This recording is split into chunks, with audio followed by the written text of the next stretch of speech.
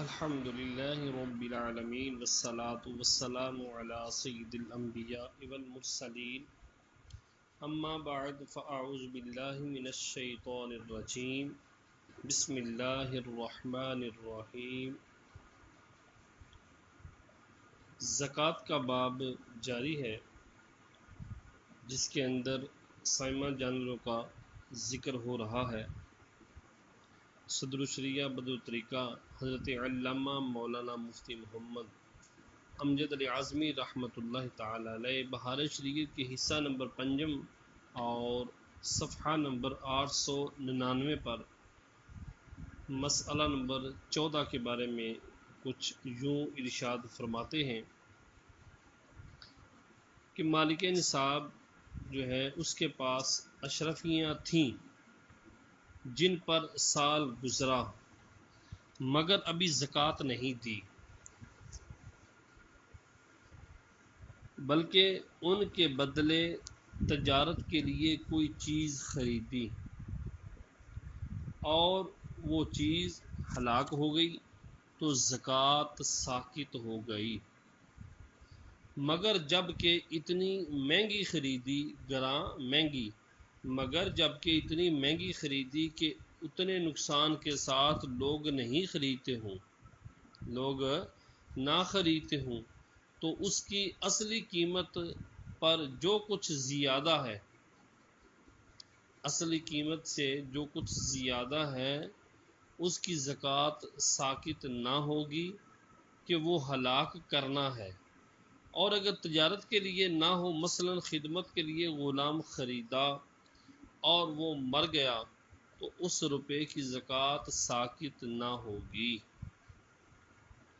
مسئلہ نمبر 15، بادشاہ اسلام نے اگرچہ ظالم یا باغی ہو، بادشاہ اسلام اگرچہ ظالم ہو یا باغی ہو، سائمہ کی زکوٰۃ لے لی یا عشر وصول کر لیا اور انہیں محل پر صرف کیا، عشر زکوٰۃ وغیرہ لے کر اپنے محل پر صرف کیا تو اب اس کے اعادے کی حاجت نہیں، اور محل پر صرف نہ کیا تو اعادہ کیا جائے، اعادے کی حاجت نہیں، یعنی دوبارہ نہ لی جائے نہ دی جائے، اور اگر محل پر صرف نہ کیا ہو تو اعادہ کیا جائے، اور خراج لے لیا تو مطلقاً اعادے کی حاجت ہے، یعنی اگر ظالم یا باغی بادشاہ اسلام ہے، اس نے زکوٰۃ لے کر محل پر صرف نہیں کیا تو اعادہ کیا جائے، اور اگر خراج لے لیا ہے تو مطلقاً اس کے اعادے کی حاجت نہیں، یعنی زکوٰۃ خراج ادا ہو گیا ہے۔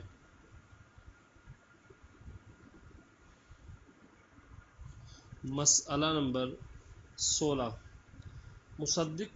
یعنی زکوٰۃ وصول کرنے والے، مصدق کے سامنے سائمہ بیچا تو مصدق کو اختیار ہے چاہے بقدر زکوٰۃ اس میں سے قیمت لے لے، اور اس صورت میں بیع تام ہو گئی، یعنی بیع مکمل ہوگی، اور چاہے جو جانور واجب ہوا وہ جانور لے لے، اور اس وقت جو لیا اس کے حق میں بیع باطل ہو گئی، یعنی منعقد نہیں ہوئی، اور اگر مصدق وہاں موجود نہ تھا، زکوٰۃ وصول کرنے والا وہاں نہ تھا، بلکہ اس وقت آیا کہ مجلس عقد سے وہ دونوں جدا ہو گئے، بیع و مشتری، خریدنے والا بیع کرنے والا بیچنے والا دونوں بیع کر کے عقد کر کے جدا ہو گئے، اس وقت مصدق آیا تو اب جانور نہیں لے سکتا، جو جانور واجب ہوا ہے زکوٰۃ کے اندر اس کی قیمت لے لے۔ مسئلہ نمبر 17، جس غلے پر عشر واجب ہوا اسے بیچ ڈالا تو زکوٰۃ وصول کرنے والے کو اختیار ہے، مصدق کو اختیار ہے، چاہے تو باعث سے اس کی قیمت لے لے، یعنی بیچنے والے سے اس زکوٰۃ کی جتنے پر زکوٰۃ واجب ہوئی ہے جو زکوٰۃ ہے اس زکوٰۃ کی قیمت لے لے، یا مشتری سے اتنا غلہ واپس لے، جس نے خریدا ہے اتنا غلہ واپس لے، بیع اس کے سامنے ہوئی ہو یا دونوں کے جدا ہونے کے بعد مصدق آیا ہو۔ مسئلہ نمبر 18، 80 بکریاں ہیں تو ایک بکری زکوٰۃ کی ہے۔ یہ نہیں کیا جا سکتا کہ 40 کے دو گروہ کر کے دو زکوٰۃ میں لیں۔ 80 بکریاں ہیں تو ایک بکری زکوٰۃ کی ہے، یہ نہیں کیا جا سکتا کہ 40 کے دو گروہ کر کے دو زکوٰۃ میں لیں، اور اگر دو شخصوں کی 40 بکریاں ہیں تو یہ نہیں کر سکتے کہ انہیں جمع کر کے ایک گروہ کر دیں کہ ایک ہی بکری زکوٰۃ میں دینی پڑے، بلکہ ہر ایک سے ایک ایک لی جائے گی۔ یوں ہی اگر ایک کی 39 ہیں اور ایک کی 40 تو 39 والے سے کچھ نہ لیں گے، غرض نہ مجتمع کو متفرق کریں گے، یعنی جو جمع ہیں اکٹھی ہیں ان کو الگ الگ نہیں کریں گے، جیسے 80 ہیں تو 40 نہیں کریں گے،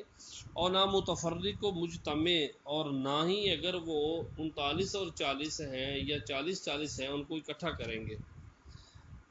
جی ایسا نہیں کر سکتے۔ مسئلہ نمبر 19، مویشی میں شرکت سے زکوٰۃ پر کچھ اثر نہیں پڑتا۔ مویشی جانور میں شرکت سے زکوٰۃ پر کچھ اثر نہیں پڑتا، خواہ وہ کسی قسم کی ہو شرکت۔ اگر ہر ایک کا حصہ بقدر نصاب ہے، ہر ایک کا حصہ شریکین میں سے ہر ایک کا حصہ بقدر نصاب ہے تو دونوں پر پوری زکوٰۃ واجب، اور ایک کا حصہ بقدر نصاب ہے دوسرے کا نہیں تو اس پر واجب ہے، جو بقدر نصاب ہے اس پر نہیں جو بقدر نصاب نہیں۔ مثلا ایک کی 40 بکریاں ہیں دوسرے کی 30، تو 40 والے پر ایک بکری، 30 والے پر کچھ نہیں، اور اگر اور کسی کی بقدر نصاب نہ ہو، اگر اور کسی کی بقدر نصاب نہ ہو مگر مجموعہ بقدر نصاب ہے، یعنی دونوں میں سے کسی کی بقدر نصاب تو نہیں ہے لیکن بکریوں کا مجموعہ جو ہے وہ نصاب کے مطابق ہے، تو کسی پر کچھ نہیں۔ مسئلہ نمبر 20، 80 بکریوں میں 81 شریک ہے۔ 80 بکریوں کے اندر 81 شریک ہیں، 81 بندے شریک ہیں، یوں کہ ایک شخص ہر بکری میں نصف کا مالک ہے اور ہر بکری کے دوسرے نصف میں ان میں سے ایک شخص مالک ہے، تو اس کے سب حصوں کا مجموعہ 40 کے برابر ہو تو یہ سب صرف آدھی بکری کے حصے دار ہوئے مگر زکوٰۃ کسی پر نہیں۔ مسئلہ نمبر 21، شرکت کی مویشی میں زکوٰۃ دی گئی، شرکت کی مویشی میں زکوٰۃ دی گئی تو ہر ایک پر اس کی حصے کی مقدار ہے، جو کچھ حصے سے زائد گیا وہ شریک سے واپس لے۔ مثلا ایک کی 41 بکریاں ہیں دوسرے کی 82، کل 123 ہوئیں اور دو زکوٰۃ میں لی گئیں، یعنی ہر ایک سے ایک، مگر چونکہ ایک تہائی کا شریک ہے اور دوسرا 2 کا، لہٰذا ہر بکری میں 2 تہائی والے کی 2 تہائیاں گئیں جن کا مجموعہ 1 تہائی، اور ایک بکری ہے اور 1 تہائی والے کی ہر بکری میں 1 ہی تہائی گئی کہ مجموعہ 2 تہائیاں ہوں، اور اس پر واجب ہے کہ ایک بکری ہے، اس پر واجب ایک بکری ہے، لہذا 2 تہائیاں والا 1 تہائی والے سے تہائی لینے کا مستحق ہے،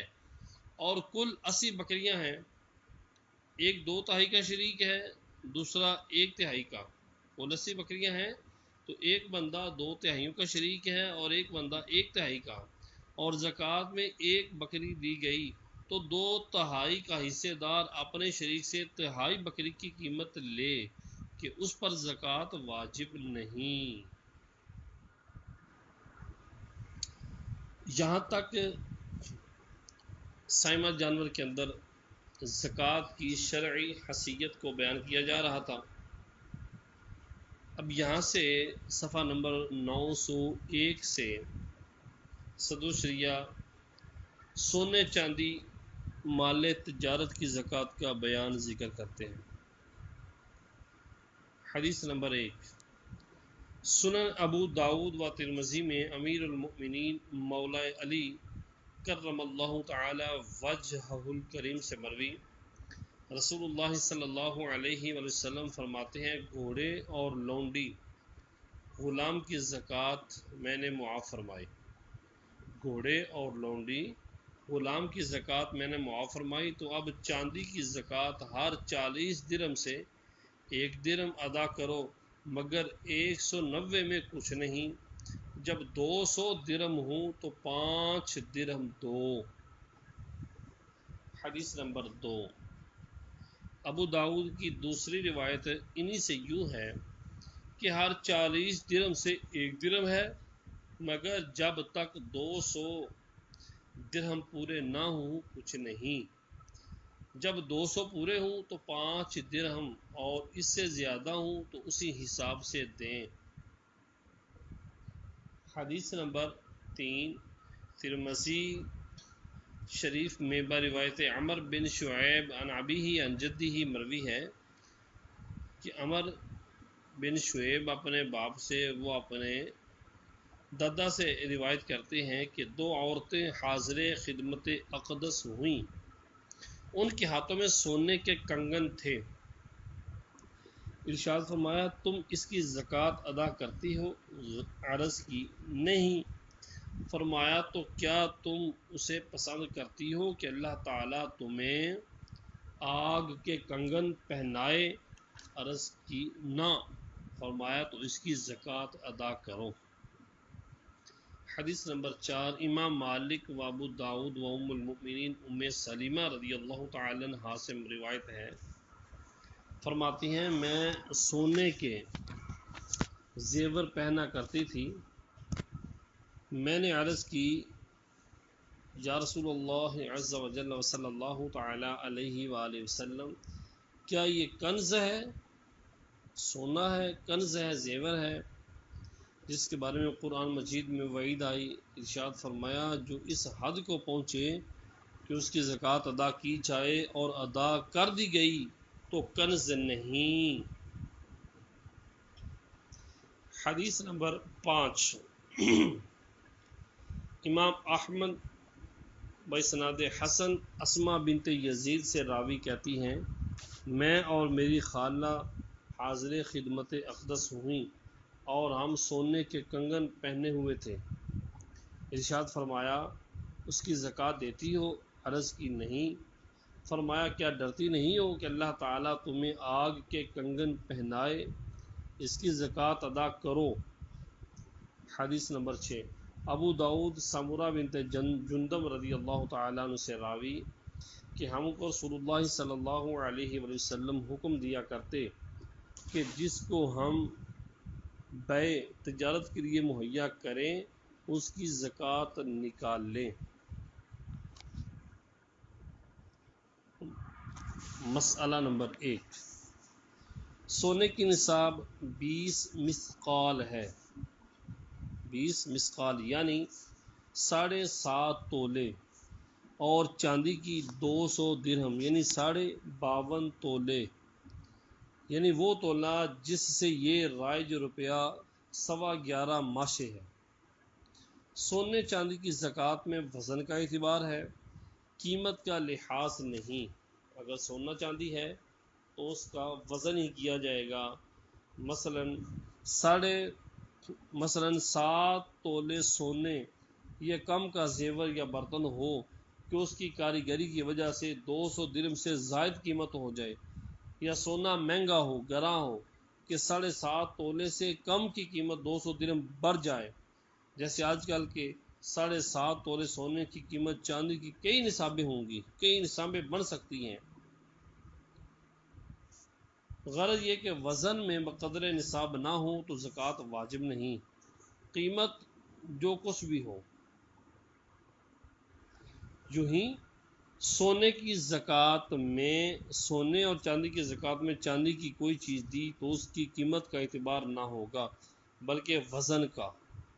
اگرچہ اس میں بہت کچھ صنعت ہو، بہت کچھ کاریگری ہو جس کی وجہ سے قیمت بڑھ گئی۔ یا فرض کرو 10 آنے بری چاندی بک رہی ہے اور زکوٰۃ میں 1 روپیہ دیا، فرض کرو 10 آنے بری چاندی بک رہی ہے اور زکوٰۃ میں 1 روپیہ دیا جو 16 آنے کا قرار دیا جاتا ہے، تو زکوٰۃ ادا کرنے میں وہی سمجھا جائے گا کہ 11.25 ماشے چاندی دی، 11.25 ماشے چاندی دی۔ یہ 6 آنے بلکہ کچھ اوپر جو اس کی قیمت میں زائد ہے وہ فضول ہے، وہ لغو ہے، اس کا کوئی اعتبار نہیں ہے۔ مسئلہ نمبر 2، یہ جو کہا گیا ہے کہ ادائے زکوٰۃ میں قیمت کا اعتبار نہیں، یہ اسی صورت میں ہے کہ اس کے جنس کی زکوٰۃ اسی جنس سے ادا کی جائے، یعنی سونے کی زکوٰۃ دینی ہے تو سونا ہی دیا جائے، یا چاندی زکوٰۃ دینی ہے تو چاندی ہی دی جائے۔ اور اگر سونے کی زکوٰۃ چاندی سے یا چاندی کی سونے سے ادا کی تو قیمت کا اعتبار ہوگا۔ مثلا سونے کی زکوٰۃ میں چاندی کی کوئی چیز دی جس کی قیمت 1 اشرفی ہے تو 1 اشرفی دینا قرار پائے گا، اگرچہ وزن میں اس کی چاندی 15 روپے بھر بھی نہ ہو۔ مسئلہ نمبر 3، سونا چاندی جب کہ بقدر نصاب ہوں، سونا اور چاندی جب نصاب کو پہنچے تو ان کی زکوٰۃ 40واں حصہ ہے، خواہ وہ ویسے ہی ہوں یا ان کے سکے جیسے روپے اشرفیاں، یا ان کی کوئی چیز بنی ہوئی، خواہ اس کا استعمال جائز ہو جیسے عورت کے لیے زیور، مرد کے لیے چاندی کی 1 نگ کی 1 انگوٹھی 4.5 ماشے سے کم کی، یا سونے چاندی کے بلا زنجیر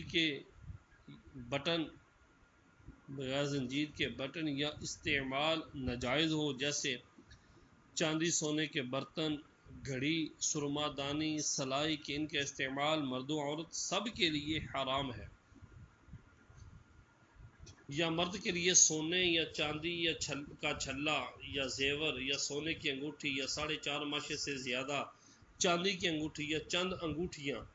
یا کئی نگ کی 1 انگوٹھی، غرض جو کچھ ہو زکوٰۃ سب کی واجب ہے۔ مثلا 7.5 تولے سونا ہے تو زکوٰۃ 2 ماشے واجب ہے، یا 52.5 تولے چاندی یعنی 52 تولے 6 ماشے چاندی ہے، 52.5 تولے چاندی ہے تو 1 تولہ 3 ماشے 6 رتی یہ زکوٰۃ واجب ہے۔ مسئلہ نمبر 4، سونے چاندی کے علاوہ تجارت کی کوئی چیز ہو، سونے چاندی کے علاوہ تجارت کی کوئی چیز ہو جس کی قیمت سونے چاندی کی نصاب کو پہنچے تو اس پر بھی زکوٰۃ واجب ہے، یعنی قیمت کا 40واں حصہ واجب ہے۔ اور اگر اسباب کی قیمت تو نصاب کو نہیں پہنچتی، جو چیزیں رکھی ہیں ان کی قیمت تو نصاب کو نہیں پہنچتی، مگر اس کے پاس ان کے علاوہ سونا چاندی بھی ہے، جو اسباب کی قیمت ہے وہ تھوڑی ہے، وہ چاندی یا سونے کے نصاب کو نہیں پہنچتی، وہ تھوڑی قیمت ہے، مگر اس بندے کے پاس اس اسباب قیمت کے علاوہ سونا ہے کچھ اور کچھ چاندی بھی ہے، تو اب ان کی قیمت سونے چاندی کے ساتھ ملا کر مجموعہ کریں، یعنی وہ جو اسباب کی قیمت ہے اس قیمت کو سونے چاندی کی قیمت کے ساتھ ملا کر مجموعہ کریں، اگر مجموعہ نصاب کو پہنچا تو زکوٰۃ واجب ہے، چاندی کی نصاب کو پہنچ گیا تو زکوٰۃ واجب ہے، सोने के निसाब को पहुंच गया तो ज़कात वाजिब है। और असबाब तजारत की कीमत उस सिक्के से लगाएं जिसका रवाज वहाँ ज़्यादा है। असबाब तजारत की जो कीमत लगानी है, ये तजारत का जो माल है उसकी जो रुपये की कीमत लगानी है वो उस रुपये की लगाएंगे, उस सिक्के की लगाएंगे जो वहाँ राइज होगा, चल रहा होगा। जैसे हिंदुस्तान में रुपये का ज़्यादा चलन है, उसी से कीमत लगाई जाए। और अगर कहीं सोने चांदी दोनों के सिक्कों का यकसा चलन हो, बराबर चल रहे हों, सोने चांदी के भी चलते हों और दीगर सिक्के भी चलते हों, तो इख्तियार है जिससे चाहें कीमत लगाएं। मगर जब के रुपये से कीमत लगाएं तो निसाब नहीं होती और अशरफी से हो जाती है, या बिलअक्स है अशरफी से नहीं होती, सोने चांदी से हो जाती है, तो उसी से कीमत लगाई जाए जिससे निसाब पूरी हो। और अगर दोनों से निसाब पूरी होती है मगर एक से निसाब के अलावा निसाब का पांचवा हिस्सा ज़्यादा होता है, निसाब तो दोनों से पूरी हो जाती है मगर एक से निसाब भी पूरा होता है और निसाब से हट कर भी पांचवा हिस्सा आगे भी मुकम्मल हो जाता है, तो दूसरे से नहीं, तो उसी से कीमत लगाएं जिससे एक निसाब मुकम्मल होता है और निसाब से बढ़कर पांचवा हिस्सा भी मुकम्मल हो, उससे हम ज़कात का हिसाब लगाएंगे। मसला नंबर 5, निसाब से ज़्यादा माल है तो अगर ये ज़्यादती निसाब का पांचवा हिस्सा है, ये मसला ज़रा गौर तलब है कि निसाब से ज़्यादा माल है, यानी 7.5 तोले सोना नहीं बल्कि उससे बढ़कर है, 8.5 है, 9 है, 10 है। इसी तरह अगर असबाब तजारत है तो वो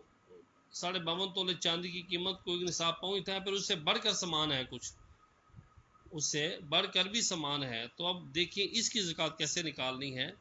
निसाब से ज़्यादा माल है तो अगर ये ज़्यादती जो निसाब से ऊपर है, अगर ये ज़्यादती निसाब का पांचवा हिस्सा है, अगर जो ऊपर ज़्यादती है जो बकदर चांदी के निसाब होने से बढ़कर जो ऊपर कुछ ज़्यादती है, वो ज़्यादती कितनी है वो देखें। वो आप जिसका निसाब बना रहे हैं, सोने का निसाब है, चांदी का निसाब है या असबाब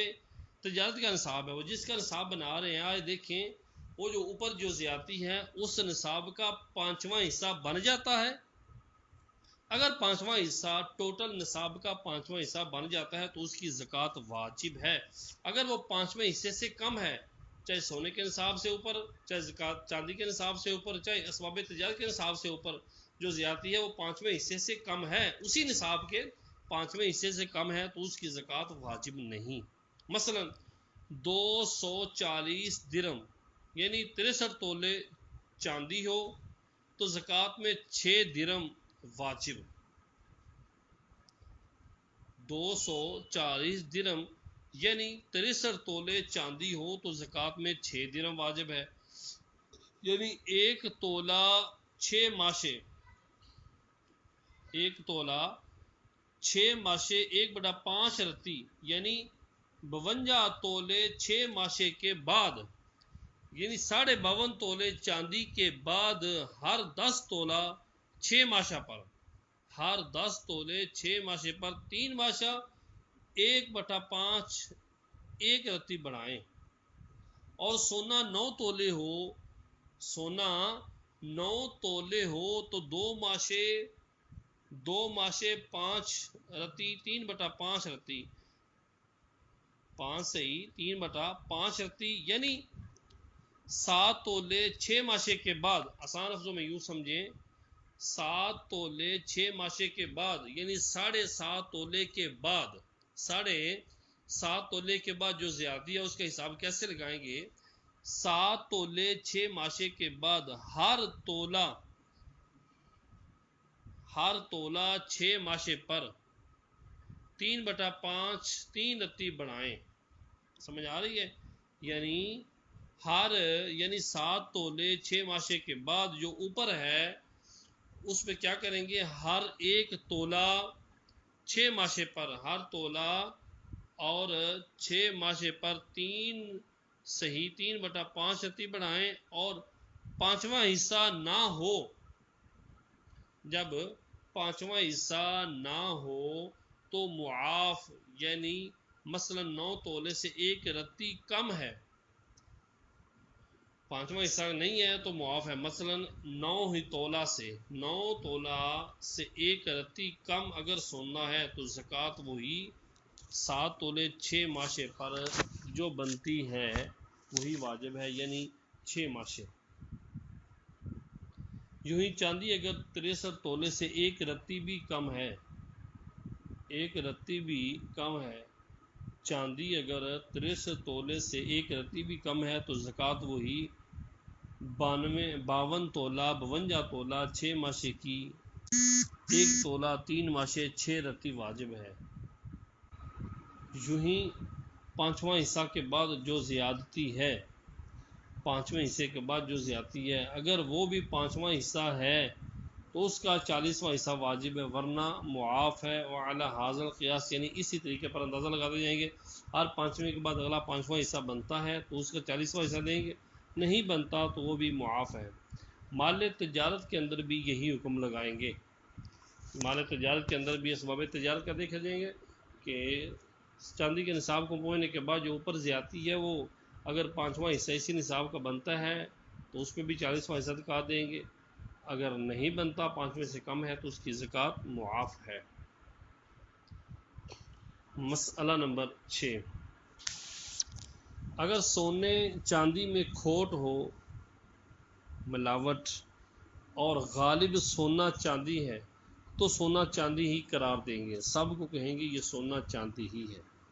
اور کل پر زکوٰۃ واجب ہے۔ یوں ہی اگر کھوٹ سونے چاندی کے برابر ہو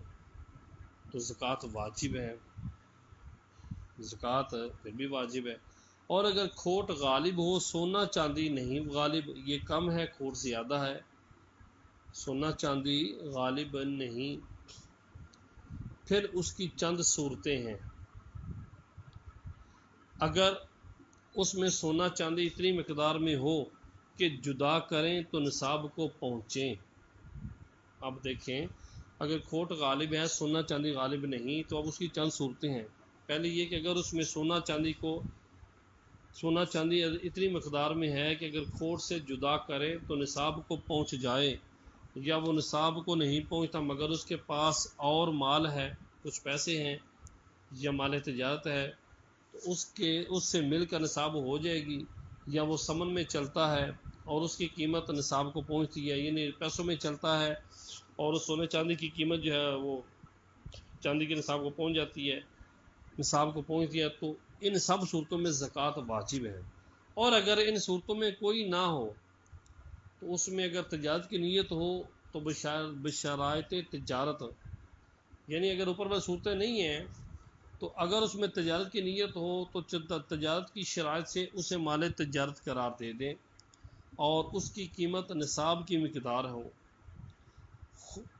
خود یا اوروں کے ساتھ مل کر تو زکوٰۃ واجب ہے، ورنہ نہیں۔ مسئلہ نمبر 7، سونے چاندی کو باہم خلط کر دیا، سونے چاندی کو ملا دیا آپس میں، تو اگر سونا غالب ہو تو سونا سمجھا جائے اور دونوں برابر ہوں اور سونا بقدر نصاب ہے، تنہا یا چاندی کے ساتھ مل کر جب بھی سونا سمجھا جائے۔ توجہ طلب ہے، سونا چاندی کو ملا دیا تو اگر سونا غالب ہو تو سونا سارا سمجھا جائے اور دونوں برابر ہوں، وزن میں دونوں برابر ہوں اور سونا بقدر نصاب ہے، تنہا نصاب ہے یا چاندی کے ساتھ مل کر جب بھی سونا سمجھا جائے، اور اگر چاندی غالب ہو تو چاندی ہے، نصاب کو پہنچے تو چاندی کی زکوٰۃ دی جائے، مگر جب کہ اس میں جتنا سونا ہے وہ چاندی کی قیمت سے زیادہ ہے تو اب بھی کل سونا ہی قرار دیں گے۔ مسئلہ نمبر 8، کسی کے پاس سونا بھی ہے اور چاندی بھی ہے اور دونوں کی کامل نصابیں تو یہ ضرور نہیں، کسی کے پاس سونا بھی ہے اور چاندی بھی اور دونوں کی کامل نصابیں تو یہ ضرور نہیں کہ سونے کو چاندی یا چاندی کو سونا قرار دے کر زکوٰۃ ادا کرے، بلکہ ہر ایک کی زکوٰۃ علیحدہ علیحدہ واجب ہے۔ ہاں، زکوٰۃ دینے والا اگر صرف ایک چیز سے دونوں نصابوں کی زکوٰۃ ادا کرے تو اسے اختیار ہے، مگر اس صورت میں یہ واجب ہوگا کہ قیمت وہ لگائے جس میں فقیروں کا زیادہ نفع ہے، فقیروں کو زیادہ فائدہ ہو۔ مثلا ہندوستان میں روپے کا چلن بنسبت اشرفی کے زیادہ ہے۔ پاک و ہند میں اس وقت اگر روپے کا چلن نسبت اشرفی کی بنسبت زیادہ ہے تو سونے کی قیمت چاندی سے لگا کر چاندی زکوٰۃ میں دے، اور اگر دونوں میں سے کوئی بقدر نصاب نہیں تو سونے کی قیمت کی چاندی یا چاندی کی قیمت کا سونا فرض کر کے ملائے۔ پھر اگر ملانے پر بھی نصاب نہیں ہوتی تو کچھ نہیں، اور اگر سونے کی قیمت کی چاندی میں ملائیں، اگر سونے کی قیمت کی چاندی میں ملائیں تو نصاب ہو جاتی ہے، اور چاندی کی قیمت کا سونے میں ملائیں تو نہیں ہوتی، یا بالعکس تو زکوٰۃ واجب ہے کہ جس میں نصاب پوری ہو وہ کریں، اور اگر دونوں صورت میں نصاب ہو جاتی ہے تو اختیار ہے، جو چاہیں کریں۔ مگر جب کہ ایک صورت میں نصاب پر 5واں حصہ بڑھ جاتا ہے تو جس میں 5واں حصہ بڑھ جائے وہی کرنا واجب ہے۔ مثلا 26.25 تولے چاندی ہے، 26.25 تولے چاندی ہے اور 4.25 تولے سونا۔ اگر 4.25 تولے سونے کی چاندی 26.25 تولے آتی ہے اور 26.25 تولے چاندی کا 4.25 تولے سونا آتا ہے تو سونے کو چاندی یا چاندی کو سونا جو چاہیں تصور کر لیں، اور اگر 4.25 تولے سونے کے بدلے 37 تولے چاندی آتی ہے اور 26.25 تولے چاندی کا 4.25 تولے سونا نہیں ملتا تو واجب ہے کہ سونے کو چاندی قرار دیں، جی، کہ اس صورت میں نصاب ہو جاتی ہے، بلکہ 5واں حصہ زیادہ ہوتا ہے تو اس صورت میں نصاب بھی پوری نہیں ہوتی۔ یوں ہی ہر ایک نصاب سے کچھ زیادہ ہے تو اگر زیادتی نصاب کا 5واں حصہ ہے تو اس کی بھی زکوٰۃ دیں، اور اگر ہر ایک میں زیادتی 5ویں حصے نصاب سے کم ہے تو دونوں ملائیں۔ اگر مل کر بھی کسی کی نصاب کو 5واں حصہ نہیں ہوتا تو اس زیادتی پر کچھ واجب نہیں، اور اگر دونوں میں نصاب یا نصاب کا 5واں حصہ ہو تو اختیار ہے، مگر جب کہ ایک میں نصاب ہو اور دوسرے میں 5واں حصہ تو وہ کریں جس میں نصاب ہو،